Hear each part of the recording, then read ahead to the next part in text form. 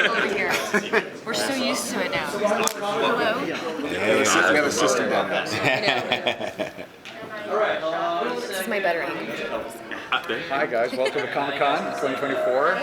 Can you introduce yourselves to the microphones? Hi, I'm Michael Abels. I'm composer of Star Wars: The Acolyte. Hi, my name is Sherri Chung. I am composer for a show called Found and Gremlins: Secrets of the Mogwai. All right, I think you're up. First of all, Michael, congratulations on the Pulitzer Prize. Thank you. And also congratulations on the Acolyte. I just finished it this week. It was absolutely phenomenal. Oh, thank you. One of the things that, obviously, there's a very iconic sound to Star Trek, or to Star Trek, also Star Trek, Star Wars. John Williams was very influenced by the planets, other composers that came before him. Where did you draw inspiration from for the Acolyte? Was it other Star Wars films or something completely different? Well, there's a definite look and feel and sound to Star Wars. And the sound of Star Wars is defined by John Williams. And he's a composer I've been studying all my life. As well as all the composers whose harmonic languages he used to develop Star Wars, which would be Holst and Strauss and Stravinsky and Wagner. And so the opportunity to write in that style and that genre for filmmakers who want that, it's a chance of a lifetime. So I talked with the showrunner from the very beginning about how traditional do we want this Star Wars series and how untraditional. And it was important to us that it have the Star Wars sound in moments when you really wanted that. Because there are many different unusual non-Star Warsy things that happen in the series. And so it is necessary for, I think, any Star Wars showrunner to both embrace the genre and push the genre a little bit. And so I was Leslie's assistant in doing that sonically, so that it feels like Star Wars, even though when other things happen, it feels a little surprising. So absolutely, John Williams was an inspiration, and I also loved having a chance to put other genres and other styles into the world of Star Wars. There was a pop song involved. Yeah. How did the conversation around that start? And we obviously saw how it ended. And what are your thoughts on the reception of it so far? It was always the producer's intention to see if there could be an original song. And eventually they told me that Victoria Monet was interested, and I was like, absolutely. So, and sometimes songs are done without any collaboration with the score. But in this case, I met with Dee Mile, who's her producer and her co-writer, and I showed him. I thought, well, if I was going to, sample or develop from the score, what themes would I use? So I brought all those to him, and I just said, here's this one, and here's how I use it, and here's how it goes. Here's all these tracks, and just do what you want, And he chose the music from the Ascension Ceremony, which was the first music I wrote for the show, the one that's all vocal, and it's all female voices. So it seemed like a natural fit. He did this really great track. Victoria, we screened about 3 episodes with her. She wrote these lyrics that come directly from the main character's experience. I mean, I was just floored by how well she embodied the character in the song. And then I came, and basically everybody loved the song from the jump. There were not multiple revisions or any. Everybody was just like, hell yes. And I did a little bit of making kind of a bridge for the version that goes it's actually in the end title, so it's the right length because we all care about things like that. But it was a great experience, and I hope they do other original songs in Star Wars, but I also hope that I get to work with Victoria and Dee Mile again, because that was great too. So, thank you. Okay. Going back to the Acolyte, the duality of the characters, I wonder how does that play into writing music for it? Is there any hints or indications within the composing for us to kind of know which of the characters we're looking at, as well as the inner conflict and the tons of flips, if anybody hasn't seen it, between our leads? Yeah, so So May has her own music, and she has this very martial arts way of fighting. So her music is very percussive, and it's very non-Star Warsy or untraditionally Star Wars. And she even has a way of walking, and she has this walking music that's percussive as well. And so that's her vibe. And Osha's vibe, who is her twin, is more. There's an emotional theme for Osha, which isn't really that prominent in the. But Osha feels at the beginning of the series she doesn't feel very self-confident because she didn't make it as a Jedi, so she's a little bit hiding. So she has kind of a delicate theme, but then there are also themes that happen that end up being. There's one theme that ends up being her power theme, but you don't know it until the very last episode, and the theme shows up, but not in way. It's not associated with her until the end. And so there are definite themes running through the show, but rather than tagging them to one particular character, they're emotions and ideas and concepts, and that way is as characters shift their alliances, the theme might show up with a different character than the one that you're used to.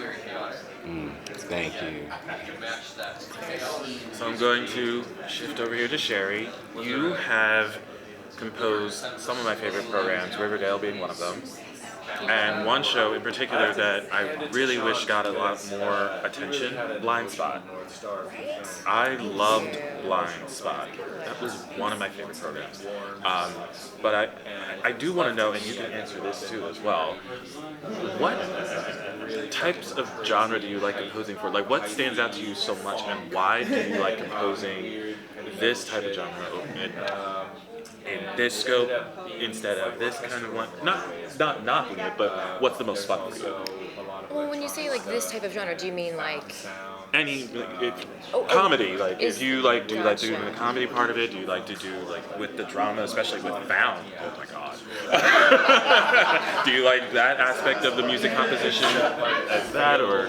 I would say that probably like many of us composers, I would do this for a living even if I wasn't getting paid. Like I would write music even if I wasn't getting paid to do it, because I enjoy that kind of storytelling so much, and so and I enjoy, so when I use this word assignment, I like to do something on assignment. I use that even in an artistic sense. It's like the blank canvas, there's nothing more terrifying than having anything at your disposal. You can use anything that you want. Like, no, I need parameters, I need rules, I need to have my sound, my sandbox, and know where I'm playing. So I guess what I'm saying is I like to score in different genres because of the challenge.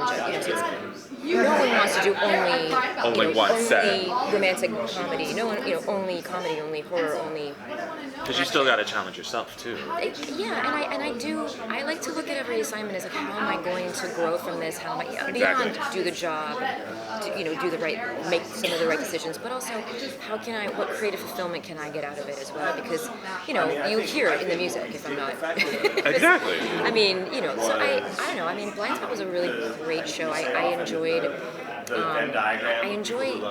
arc of a character and exploring what that is. Obviously, our hero was a very tough female, but she was also with tons of vulnerability, and so I enjoy exploring that in the character. What does that sound musically? What is that tough outer shell and that outer edge? Something that's gritty. And that show was very synth heavy. It wasn't very orchestral or anything. But when the strings come in, that is more of her. Or when even the solo voice comes in, that's more of her vulnerable side. And so I enjoy any one of those. The scene literally that sticks out the most from Blind Spot for me was when she was in New York City and she just came out of the bag. Yeah. And it was like a birth, and the composer on that, well, also myself, but Blake Neely was also. Yes, also. And so we worked on that together, and that was something that I remember he was describing as like a birth, because she was essentially waking up, as you just said, coming out of a bag. Unclothed and completely tattooed and having no recollection of any of that. So again, that was how we approached that scene as a birthing process almost, and how she comes out of the bag growing is the music kind of does that. It just embodied that. Yep. Thanks for bringing that show up. I like that show. Me It's a too. good one. Here are some songs we need. I think you Now, how do we take? Sherri, you created music for some really iconic Disney shows like Flash, Abels, and Arrow. Which I so bummed when that was canceled. I was bummed too. All of them had fantastic fight scenes.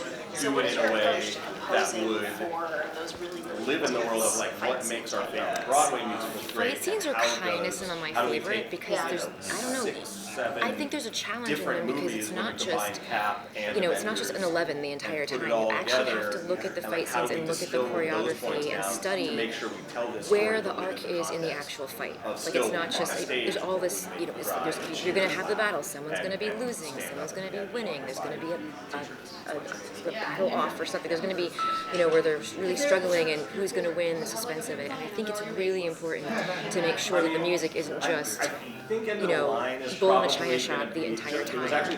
So I don't know, I think that they're really fun. I think that's a lot of what I go into trying to figure that out is where is the arc of this, what is the journey of this, and I really like to hit cuts. That's not always the style of a show, but it also depends how it's shot. I think that's also really important. I always pay attention to the camera angles when they decided to go in on a close shot on something, when they decided to pull back and watch it like a wide shot of the two actually together. I pay close attention to when to turn keys, when to change keys, when to modulate, when to change the metering, when to feel like something is going faster but it's also slowing down in some ways. I think they're really fun. I think they're just, and usually there's not a lot of dialogue. So music really gets to, it is. I mean, there's always the punches. I mean, the sound effects track is always going to win in that sense. But I feel like that's a lot of times when the collaborators that I've had, the showrunners and directors, get most excited and pumped up for their fight scenes because those are the hardest ones I think for them to put together sometimes in terms of the shots that they got. But anyway, they're my favorite. But there's a lot that goes into consideration. All the way up to Kevin Feige, we're like, all right, Michael. What's going on with you and your bestie Jordan Peele? He has a new film coming. I seen the release date bounce around a little bit, but I know if he's putting something together, you must have gotten the call. Is there anything you can say about the horror? That's all we got so far. The horror next project, Untitled. Are you back to work? Can we say that?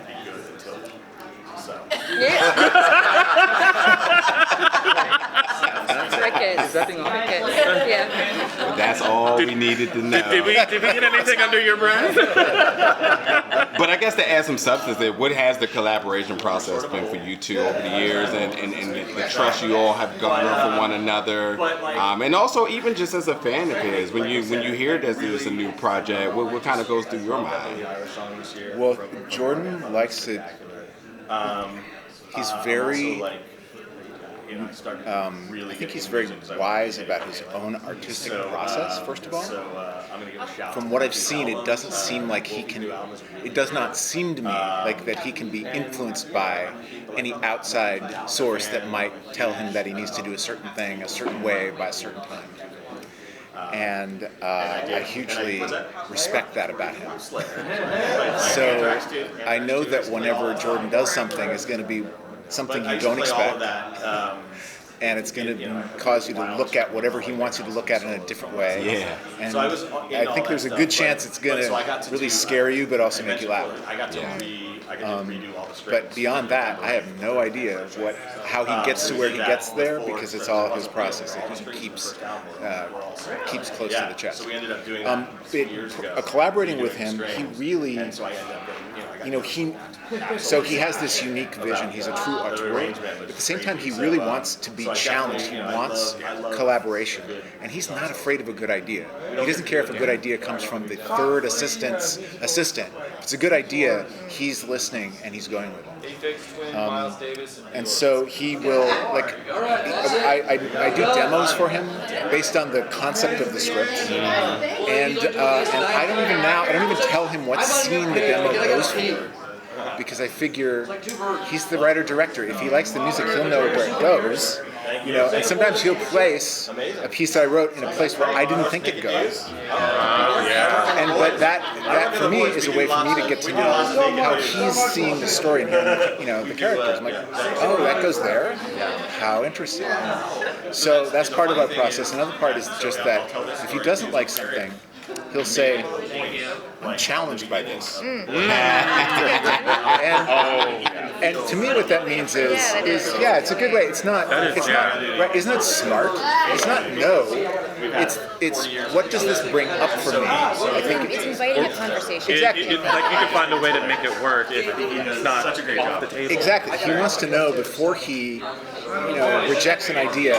He wants to understand why it's not working or what it might bring up for him that he hadn't thought of. So, when he decides something's not working, you know that it's been given the full listen. And I respect that so much about him. So that's part of the process we've developed. Were you a fan of Key and Peele before? Like, there it is. I was you were a fan of Key and Peele. Right. I'm like, There it is. he's making this. Well, it's actually similar kind of like to Star Wars, where if you knew what you knew, right? Yeah. You So could I tell. watched enough. I was aware of him, but then I watched, leading up to meeting him, I watched about 3 skits, and I was like, okay, I'm not watching any more of this because this guy's really smart and really funny, and that's all I need to know. Yeah. Right? Oh my gosh. Well, thank you.